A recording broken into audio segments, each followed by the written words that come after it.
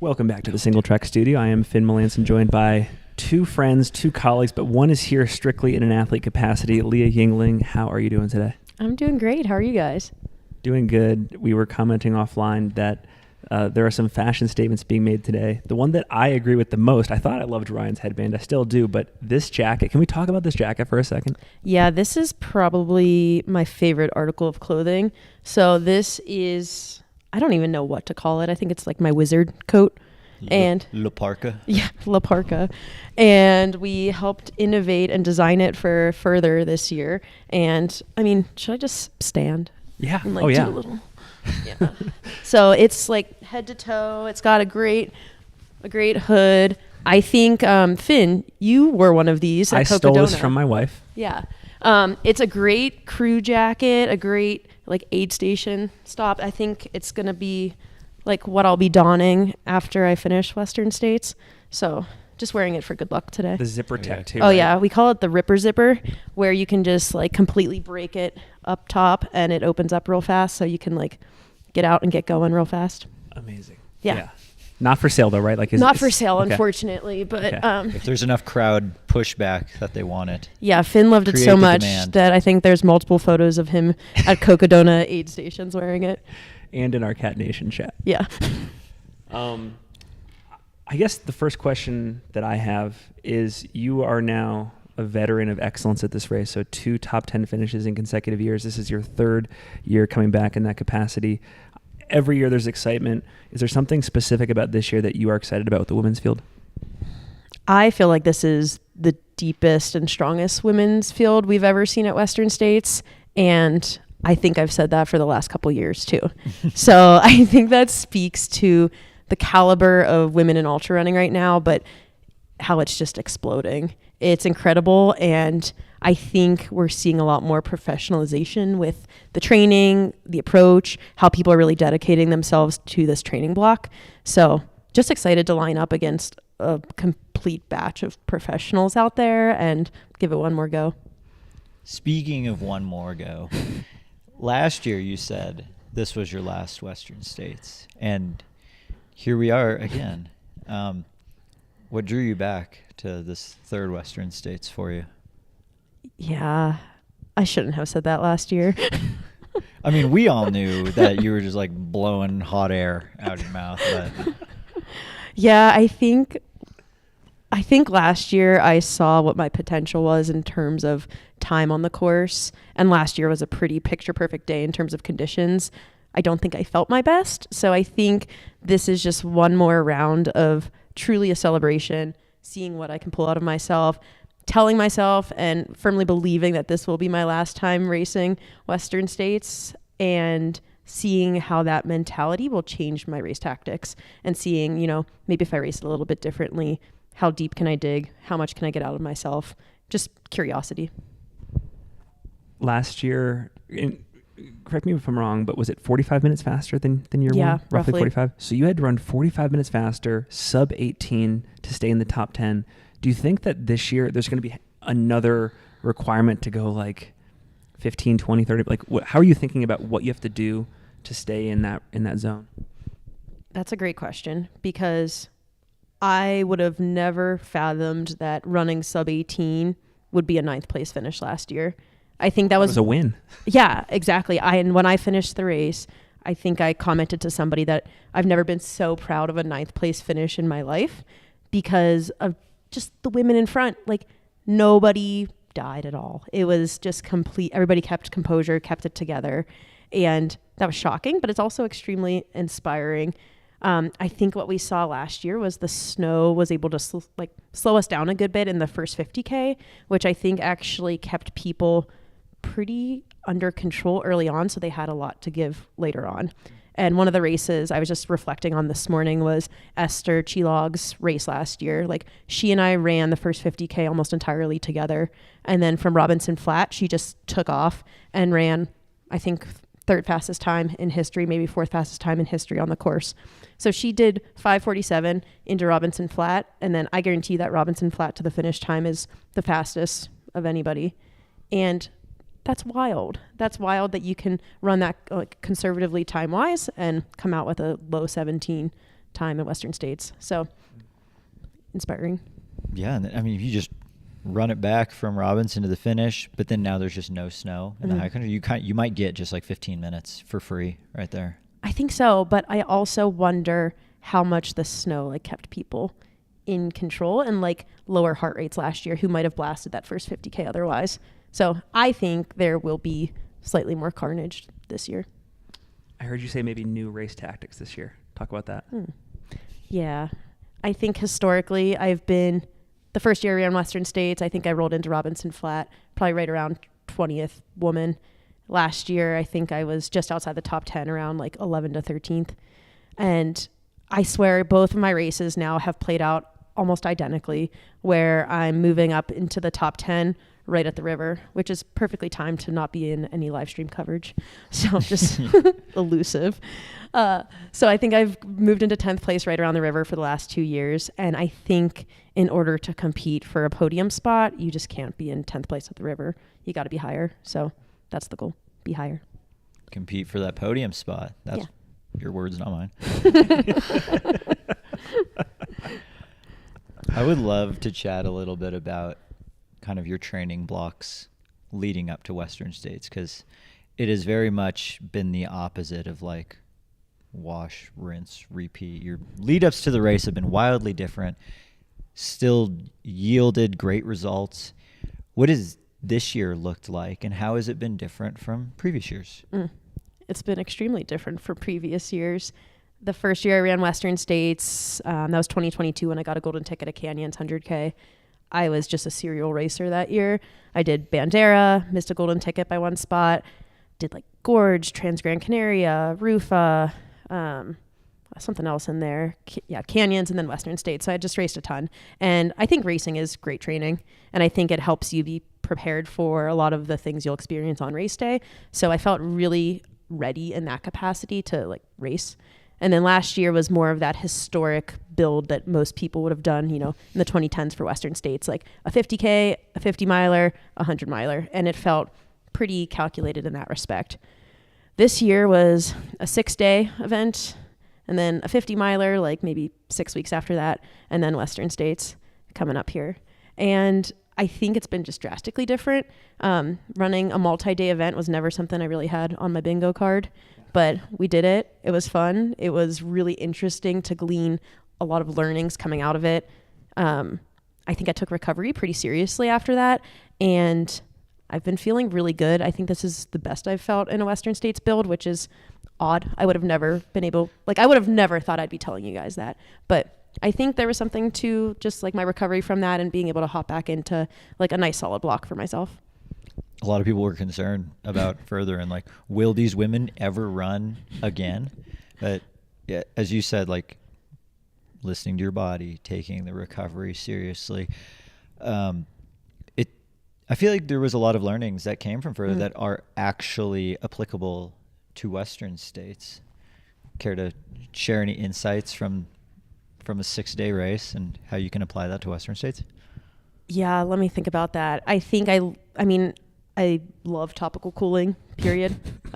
It's really cool. You would marry topical Yeah, cooling. I would marry topical cooling, okay? And I think all of it was me just being topical cooled. We learned a lot about like core temperature during those 6 days and like what it takes to keep your core temperature down, all those things. So I think that was one of my main learnings, is just like the importance of maintaining your body temperature throughout. I learned a lot about nutrition, and just like something that was really nice about further was each lap was about 2.5 miles, and I was doing that around 25 minutes. So it helped made eating really easy on a schedule. So keeping those things in mind, knowing like heart rate a little bit. So I think further forced me to be a little bit more in tune with like what's like an easy, moderate heart rate that's sustainable for 6 days. Yeah. So now it's made me think a little bit more about like, okay, what's sustainable for 18 hours? 18 hours. So this could be a loaded question, but from further, like there was so much measurement going on, right? How much of that do you take, in addition to the heart rate stuff, how much of that do you take into Western versus like, okay, that was good for that sort of experiment, but like I'm going to maybe do this, and this intuitively? I think I do most things intuitively. So, and I think I did the same thing at Further. So I think there was a lot of learnings, like I just mentioned, but almost like take what I got from there, put it behind me, and like learn and grow a little bit. But I think Western States is just so different, and the intensity is going to feel a lot different and a lot more intense. Yeah. The intensity is more intense. The intensity is more intense. Maybe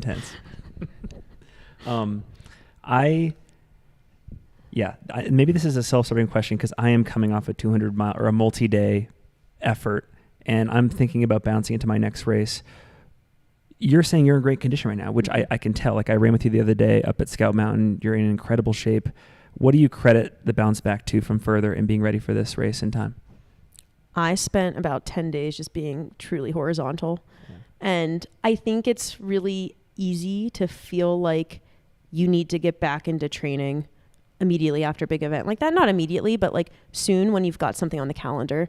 I thought I would feel that way after Western States before doing UTMB last summer because there was like a 8-week gap between the two. And I thought I would feel like I needed to jump right back into things. And I took 2 full weeks off after Western States last year, and that worked really well for my UTMB block then. And so I told myself, like, you're not losing any fitness here. You're actually just going to gain momentum from this. So I think that was just encouraging to know that it had worked well in the past and that nothing was lost in that 2 weeks, just truly relaxing. I think as a working professional though, sometimes that's tough. Like I think work stress can replace some of that like running stress that I'd be feeling otherwise. So while I tried to stay horizontal in all my like non-working hours, there was still like that level of like cortisol rising from other aspects of my life. So I think just being able to be in tune and know when too much is too much or when you need a couple extra rest days. I did that about 2 weeks fully off and then kind of ramped back up. I could actually feel like my body was only giving me, let's say like 40 miles, 45 miles a week for a good like 3 or 4 weeks when I got back into training. Yeah. But then I think I flipped the switch at one point where my body like clicked and was like, okay, you're ready for your normal training again. Do you think it was the right time in your career to do a multi-day as well? Like you were like prepared after like whatever 6 or 7 years of consistency, or are you never going to be quite ready? Yeah, I don't think there's ever a good time to do a 6-day race. And I think if you want to truly like maximize your potential in a 6-day race, you're going to be hurting a bit in the months after. So like, did I get the absolute most out of myself? Like, was that my optimal performance at 6 days? I don't think so, but that was never really the goal.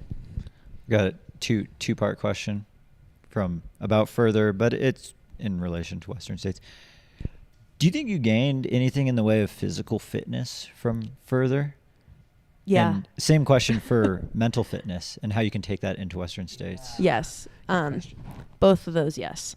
So something that I thought was interesting leading into Further was my training actually was pretty minimal.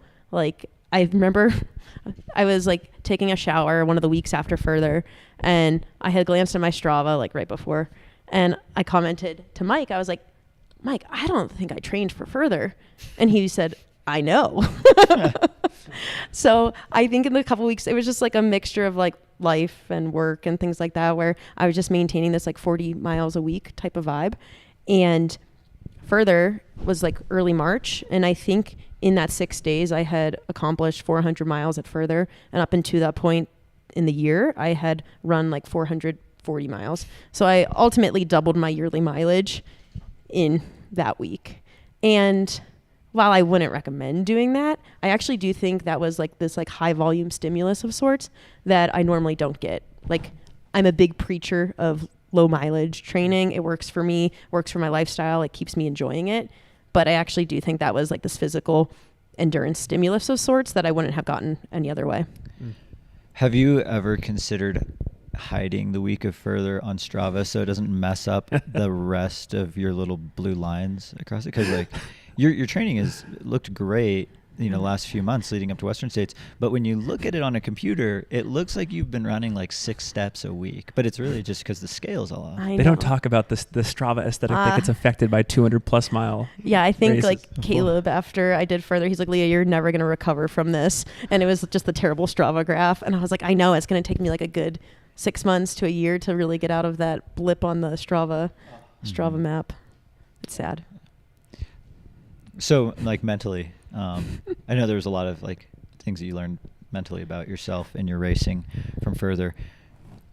What are you taking from that and applying to Western States? Yeah, I think I'm at an advantage when I look at Western States from last year to this year, because I think in between these races, I've done two of the hardest things in my ultra running career, which was doing UTMB and then doing further. So I think I'm coming to Western States with like a very improved mindset and with a lot of mental strategies in my toolkit. There were so many nights at further. I did a lot of my running at night, but where I just go back out on that loop after thinking and feeling like I could not go on. And I think that's going to be really, really helpful at Western States, knowing that there's always more to give. Yeah. And I think that's an exciting feeling to feel.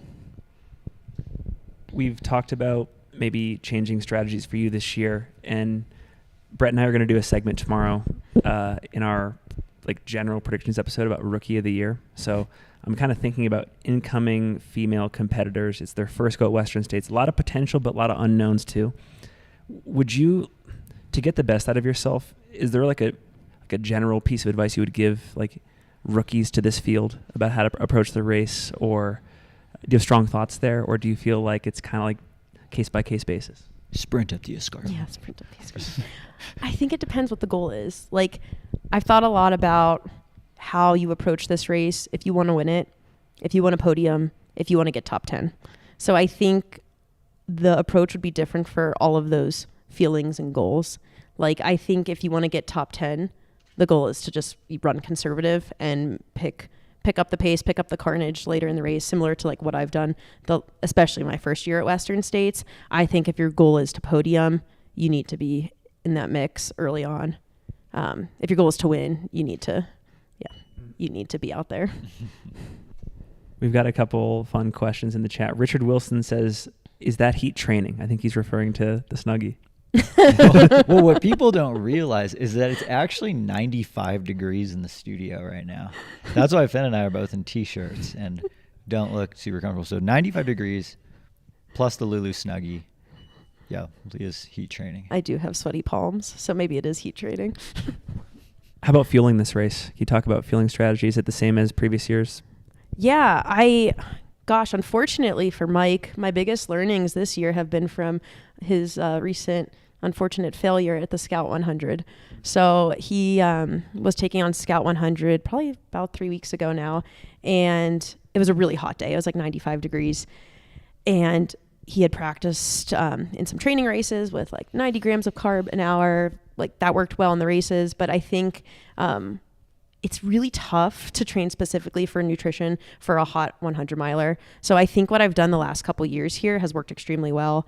I'm sponsored by GU, and I'm a huge fan of the GU Roctane gels because it's pretty like complex profile, and GU Roctane just checks all the boxes as a high carb drink as well.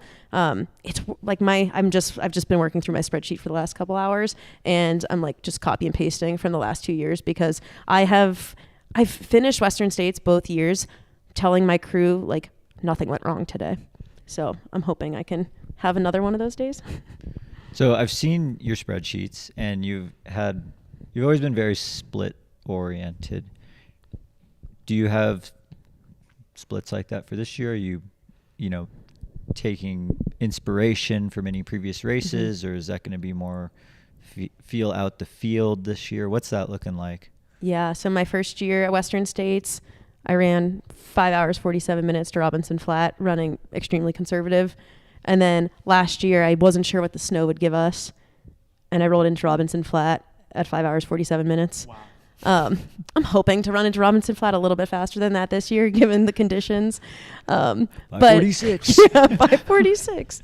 Progress. But I think something I strive to do in my racing is have like kind of these bigger time goals in mind. So maybe it's 50K chunk. Like, okay, I want to be at 50K around 5.5 hours. And then Forest Hill, I know I can historically do Forest Hill to the finish in X amount of hours.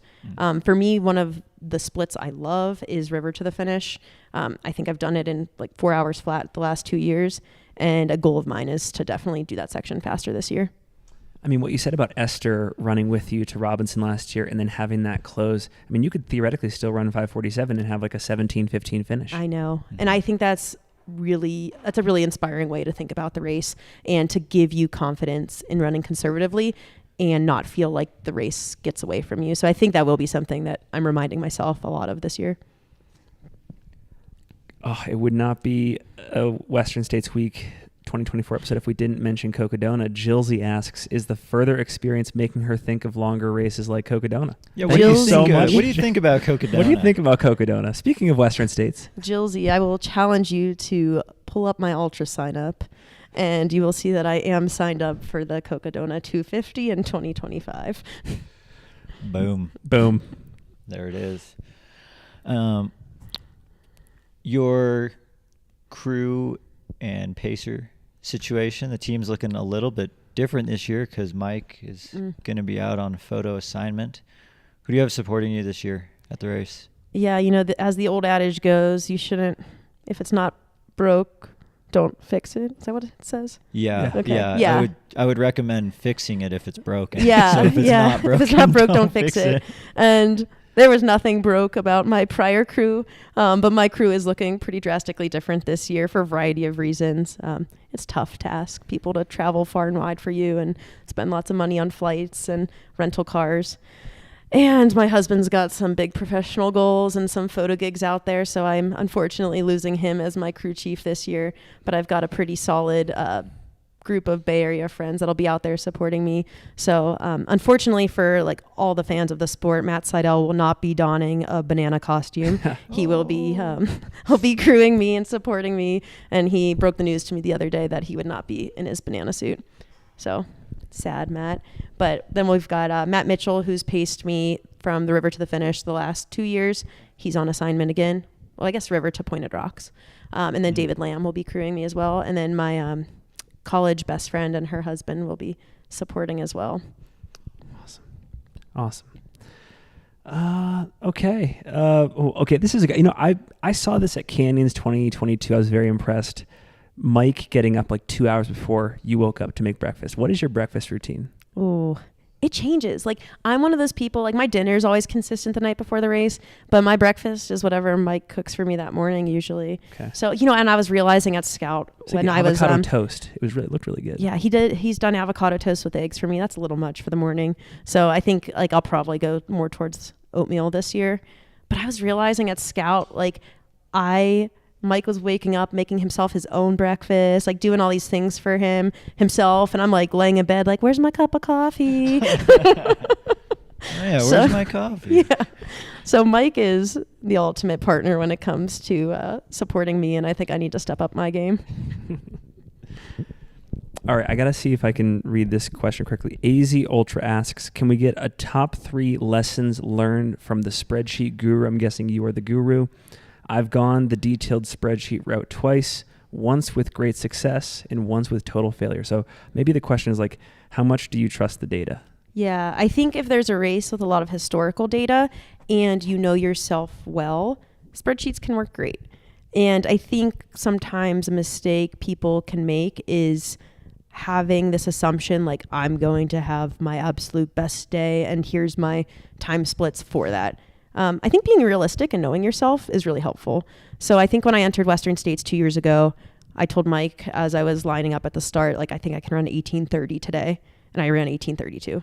So I think she had splits for 18:15 and like 18:40 for that first one. Yeah. And then ran 18:32. Yeah. So I think knowing your fitness, knowing and being realistic with yourself is extremely helpful. I think not being tied to pace. And having these just like bigger time goals in mind, like, okay, I should be getting to Forest Hill around, I don't know, 10, 11, I forget what it is, 10 or 11 hours. And then knowing like, okay, on my best day, looking at Strava and looking at historical splits, I know if I feel good and pace this correctly, I can do this section in 4 hours. So just being realistic. And I think having larger goals in mind rather than like these 1 hour splits, because I think you can get hung up on that and a little defeated and disappointed then if you're not hitting that specific time goal. Another thing too that I remember when we raced each other at Western States in 2022, the Ultimate Throwdown, we compared Ultimate Throwdown Ultimate Throwdown for 24 miles. I got dusted at Dusty Corners. No, it was Duncan Canyon. I was long gone by Dusty. We compared spreadsheets afterwards. And one thing, because you said it's easier for a race with good historical data. You know, we both had goal times that were around the same time, and we both chose the exact same person who seemed to run a good race around that time, and that was Camellia Mayfield.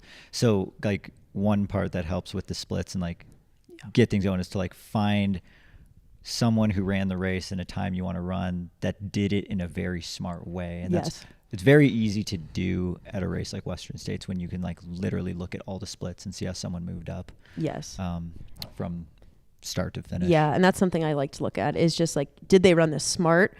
Or maybe I'll like pull the data from the whole race of like men and women and be like, who negative split this? Who moved up the field the most? And then take those splits, and that gives me the confidence that, hey, this is possible. I can do that. So yeah, seeing that somebody has done it, and just I'm not the first person to like do that split, for example.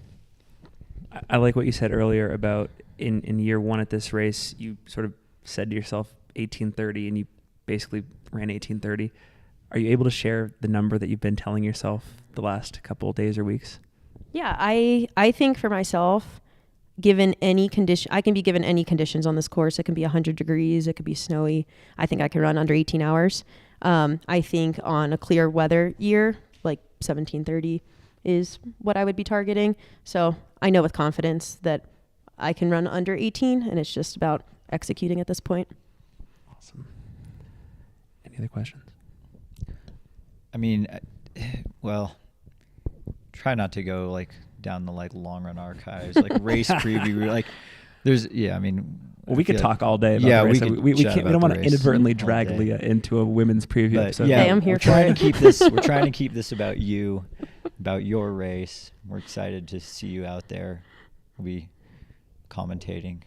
I'm very Just like excited to see you guys. I have a feeling there are many women in the field this year who are trying to execute a Leah Yingling race.